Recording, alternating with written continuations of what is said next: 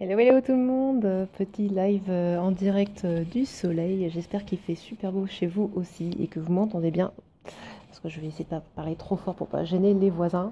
Aujourd'hui, le thème que l'on va aborder, c'est maintenant, ça suffit, on y va. Alors, qu'est-ce que c'est que ça? C'est quand on a décidé de faire quelque chose, mais qu'on freine des cas de fer parce que on a des peurs, on a la flemme, on ne sait pas comment s'organiser, on ne sait pas comment changer. On sait comment le faire parce qu'on a le plan pour ça, mais on ne met pas les choses en place. On ne se met pas encore en action.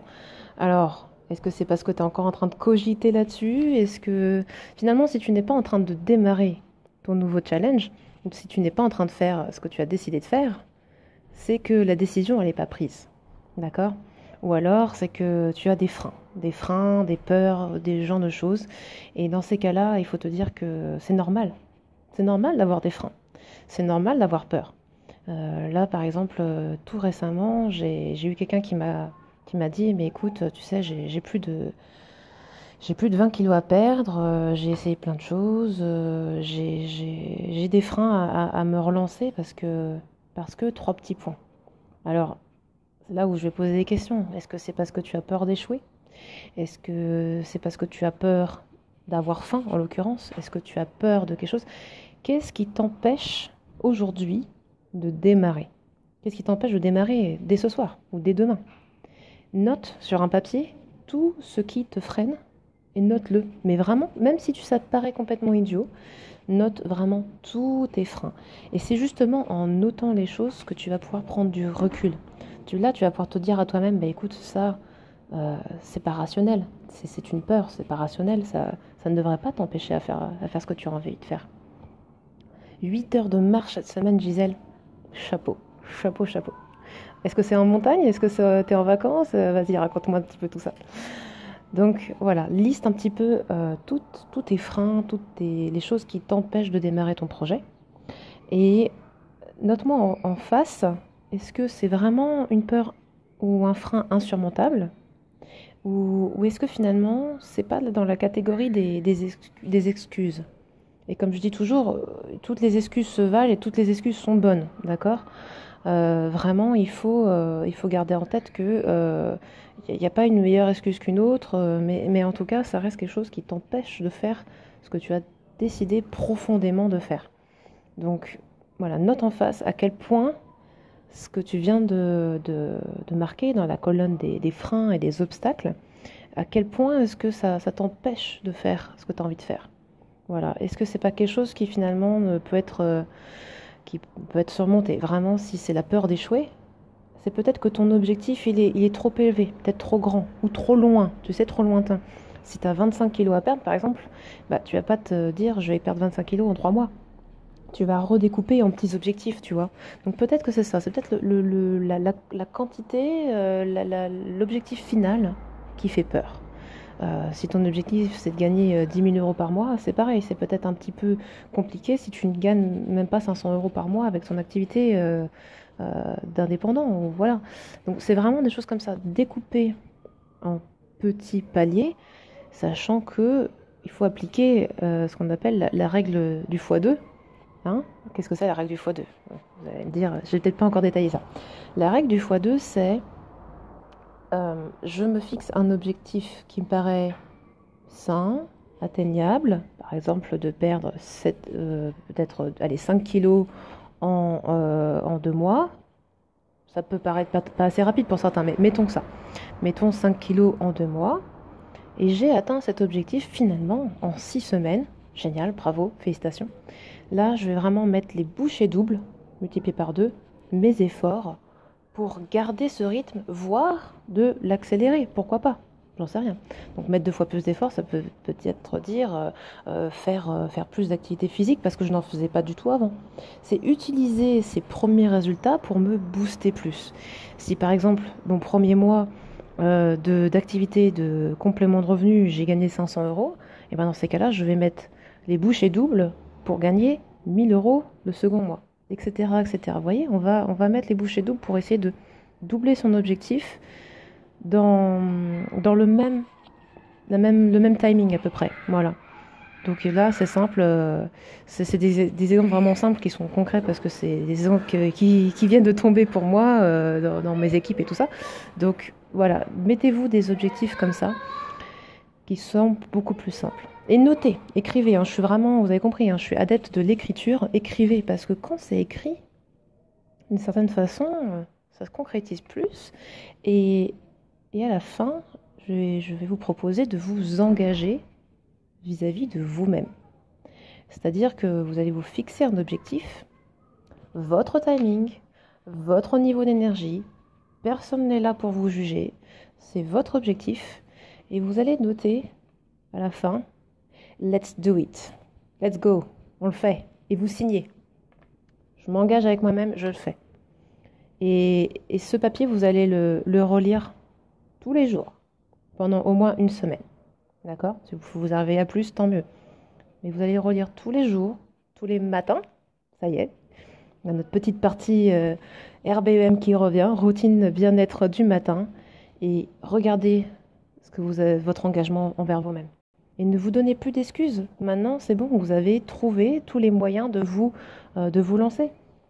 Et si ce n'est pas encore le cas, il vous manque un petit truc pour vous lancer. Vous dites, ah, ce point-là, je sais vraiment pas comment le déverrouiller. Peut-être qu'il faut trouver un outil pour ça. D'accord? Des outils, il y en a plein, hein. Peut-être que c'est un outil pour travailler sur votre psychologie positive. D'accord? Ça peut être un outil pour peut-être suivre ce que vous mangez, si vous êtes sur un objectif physique. Suivre ce que vous mangez, ça peut être une application, hein, sur téléphone. Je ferai un live spécial application bien-être, ne vous inquiétez pas. Mais commencez à regarder ça, regardez des choses, des outils, vraiment des outils concrets qui vont vous aider à aller vers vos objectifs et puis donc à répondre à chacune des problématiques que vous avez soulevées. Et ces outils-là, vous pouvez les trouver assez facilement. Tous les outils que j'appelle programmes en ligne sont sur mon site internet, donc n'hésitez pas à y aller. Chizou-nutrition.com, je sais, je me répète, ou holofitzen.com, d'accord, HOLOFIT comme FIT zen.com, et vous allez voir toute ma sélection d'outils en ligne que vous pouvez utiliser pour ça. Si votre frein il est vraiment sur votre motivation, sur votre peur d'atteindre vos objectifs, c'est clairement votre psychologie qu'il faut travailler. Je passe par toutes les couleurs avec cette lumière, c'est assez marrant, hein. Je ne suis pas malade, je ne suis pas toute verte, mais c'est assez sympa. Voilà, et donc, let's go, c'est parti, la décision doit être prise. Si vous ne vous dites pas au bout d'un moment, bah, il faut y aller, bah, finalement, vous allez vous retrouver la semaine prochaine à toujours vous plaindre parce que vous ne l'avez pas fait, parce qu'il n'y a pas le temps, parce que ceci, parce que cela, parce qu'il y a les enfants, parce qu'il y a poney hein, tous les jours, parce que, voilà, parce que, vous trouverez toujours des bonnes excuses à vous dire à vous-même. Mais si votre projet il vous tient vraiment à cœur, au bout d'un moment, il faut y aller, sinon vous allez avoir des regrets hein, de ne pas faire ce qu'il faut. Au bout d'un moment, ça peut être aussi arrêter de fumer. Arrêter de fumer, alors que vous avez peut-être essayé plusieurs fois d'arrêter de fumer, d'accord? Peut-être qu'il faut trouver un autre outil, d'accord? Donnez-vous une chance d'être un peu plus créatif, d'essayer d'autres choses, parce que c'est pas parce que vous avez échoué une fois que vous allez toujours échouer, d'accord? Ça aussi, pardonnez-vous à vous-même d'avoir échoué auparavant. Ouais, on n'est pas là pour avoir 100% de réussite, d'accord? Mais visez de vous améliorer de jour en jour, de semaine en semaine. C'est ça que vous devez vraiment viser. C'est de vous sentir mieux jour après jour, etc. Et ne pas vous auto-flageller quand vous échouez momentanément, d'accord? Momentanément. Tant que votre objectif n'est pas atteint, excusez-vous de ne pas avoir réussi à atteindre cet objectif tout de suite, d'accord? Mais là, mettez-vous dans l'objectif aussi de ne pas abandonner. D'accord? C'est la seule condition que je vous propose d'inclure dans votre nouveau projet. N'abandonnez pas. N'abandonnez pas. Vous avez le droit de faire des pauses, de faire des paliers, des ralentissements sur vos objectifs. D'accord? Mais n'abandonnez pas. Vous êtes dit, let's go, je sais ce que j'ai à faire, etc. Revenez à votre feuille régulièrement, mais n'abandonnez pas. D'accord?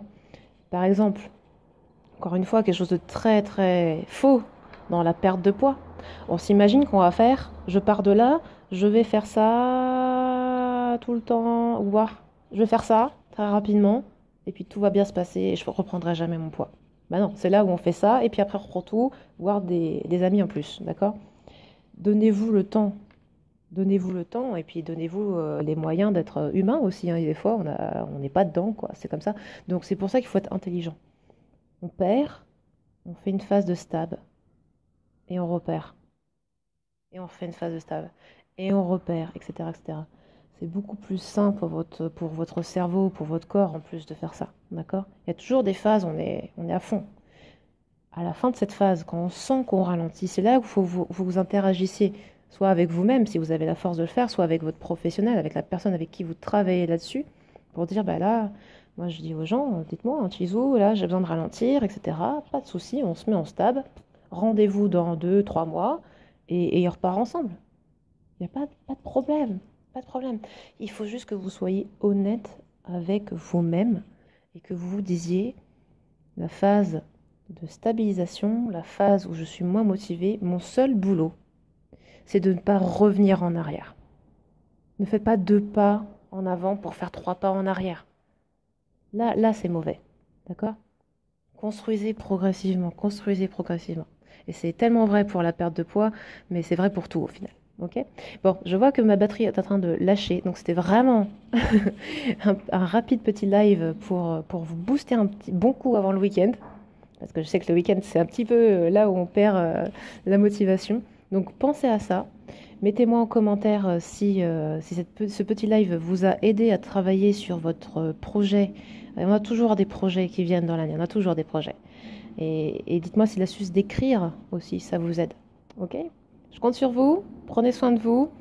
Faites votre routine bien-être du matin. N'hésitez pas à mettre le hashtag RBEM, d'accord? Et je vous dis à demain pour un prochain live. Ciao, ciao, bonne soirée.